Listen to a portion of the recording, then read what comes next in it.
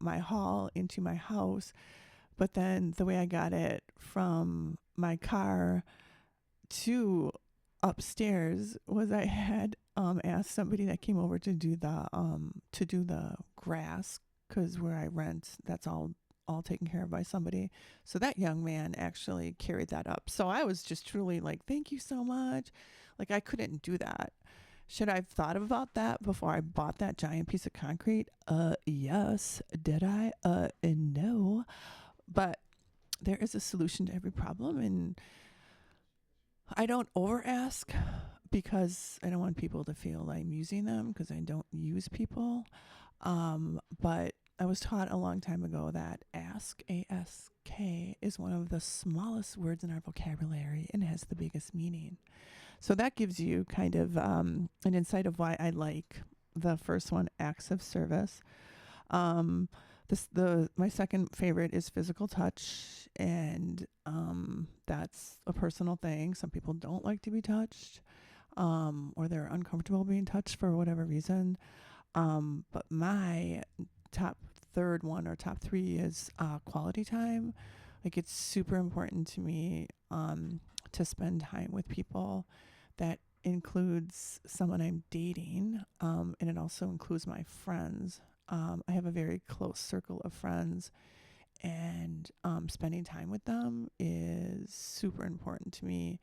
And when somebody says they want to hang out with me, that's great. And then when we hang out, I'm very happy with the quality time. Now, the other two are words of affirmation and receiving gifts. And remember, the focus today is on incoming love languages versus outgoing love languages. And I'm not sure if people truly understand that there is a difference. And with Valentine's coming up, and if you are in a committed relationship with somebody, I strongly urge you to work on work on determining what your five love languages are, and what your top three are, and then sharing them with your partner. As I've said before, kind communication is clear communication. So let's say, for example, that I'm I'm I'm in my outgoing love language of giving gifts, because I know that my partner loves Chris Isaak, and Chris Isaak just came out with a new CD, or yeah, a new CD. So let's say that I'm getting to a point where I'm like, oh my god, and I know I got you this Chris Isaak t-shirt, and I got you this and that. And then if my partner said, hey, that's just too much, you've given me enough, I'd be like, okay, thank you, thanks for telling me, because obviously I don't want to annoy anybody with too many gifts. But that's a boundary. So for that communication, that kind of communication, very important in a relationship. So my advice to you, if you're in a relationship, again, do your 5 love language quiz. Share that with your partner. Now, on a side note, this is later dater, right? Dating in your 60s. But one of the things that I thought about too, when I was parenting my children, was to find out what their love language was, and then for them to understand what my love language is. And I feel that even in parent-child relationships, you also need to understand what your kids' love language is. So I was always about like giving them things, right? That was my love. That was that outgoing love language to them. But now that I self-reflect, I feel like probably quality time was probably more important to them than gifts or material things. And life is full of lessons and experiences, and learning from those experiences. And the reason I'm focusing on the love languages today is because, again, Valentine's Day is coming up, and I want every relationship anybody that's in a relationship with somebody, their relationship to grow and to have a great foundation and truly like understand what each of your love languages are. So we're going to really just talk about really what the 5 love languages are. I told you like my first one is acts of service, and I gave you some examples. Like words of affirmation, like I said, those can be great, but they should be sincere and they should be timely. I think it's important that when you feel something that you share those feelings with your partner. And I feel it means less when somebody says it to somebody and then that person then says something back. I don't feel like things have to be reciprocated in that respect. Physical touch, that's something to discuss with your partner. I like physical touch, but a lot of people don't. And you have to understand that and maybe ask them why. But that's a boundary. We already talked about receiving gifts. And if you are all about receiving gifts, then it's important that you tell your partner like what kind of gifts you like, what interests you. And then the quality time. I touched on this on my last or 2 shows ago.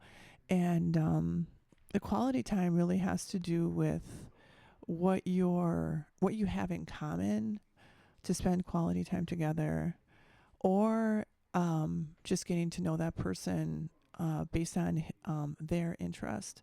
So the example I gave with somebody I dated was he was into pickleball. And so I decided that I was going to learn to play pickleball so that we could play pickleball together, which we did. And then I continued to play pickleball after we broke up and got very good at it. Now I absolutely love the sport. And then one of my like things to do in quality time is dancing. So then I got tickets to Gimme Disco that was at the Cooperage, which was a blast, by the way. And he joined me on that Gimme Disco event, and we had a blast. And I introduced him to some new music, particularly the Casey and the Sunshine Band, which I highly recommend to see live if you can. And then when we would drive in the car when we were dating, then he would play Casey and the Sunshine Band. He's like, "Oh my God, I didn't realize like how much I love this music and how I missed out on this music." So, when you spend quality time with somebody, you can really like get to know them on a personal basis and really try to have empathy with what's going on with them, and what they find fulfilling in their lives and what brings them joy.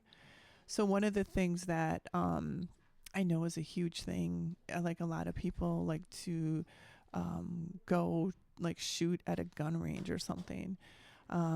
So if I was with my partner and he would be like, "Hey, let's go shoot at the gun range," you have to have boundaries to what you really want to do versus what you don't want to do. And you don't want to say yes to something when you really mean no, because it's just going to be a catastrophe for everybody involved.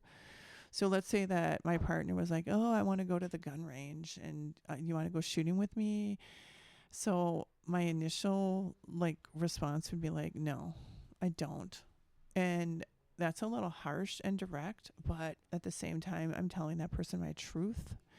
And it's their responsibility to honor my truth and not to force that on me or then turn it against me eventually because, "Oh, well, I went with blah, blah, blah because you didn't want to go." Well, you know what? Fine. I don't want to go. Right. So you also have to be true to your word. And that's one of the 4 agreements. So if you're not into something, you're not into it. And if you're telling that person no, it's all good, right? And they have to respect that. And if they don't respect that and they turn that against you, then that is a red flag. And eventually, Kevin G and I will be talking about red flags and green flags in relationships. But today, we are just focusing on the 5 love languages because Valentine's Day is coming up. And if you're with somebody and you've found your rest of your life partner, you want to keep working on that relationship and you want to make sure that you can identify your own incoming and outgoing love languages. And then you also have to be aware and write down, if you can't remember, what their love languages are so that you can sincerely show them that you care about them through the love language process. Again, if you're not familiar with them and you don't know what yours are, then you want to go online and put in how to determine my 5 love languages, and you will come up with a awesome test. And it's really insightful. I wish I would have known these a lot sooner in relationships. But, life is a journey. I'm all about learning. I'm all about self-reflection and learning from my experiences. So once again, you can reach out to us at hey60dater@gmail.com, and that's HEYSIXTYDATER@gmail.com. You can follow us on Instagram at Hey60Dating. You can follow us on YouTube, Hey60Dating, and TikTok, Hey60Dating. We're always looking for more followers and content. If you want to be on our show, please reach out to us on any of those platforms. You can listen to us on riverwestradio.com, 104.1 FM. We are here every Wednesday, 6 o'clock Central Time. We are here to talk about later daters. Hey 60, hey 50, hey 40, hey 70, hey 80. But because I'm going to be 62 this year, we are in the Hey 60 era. So thank you so much for listening. Keep being awesome, and we will see you next week.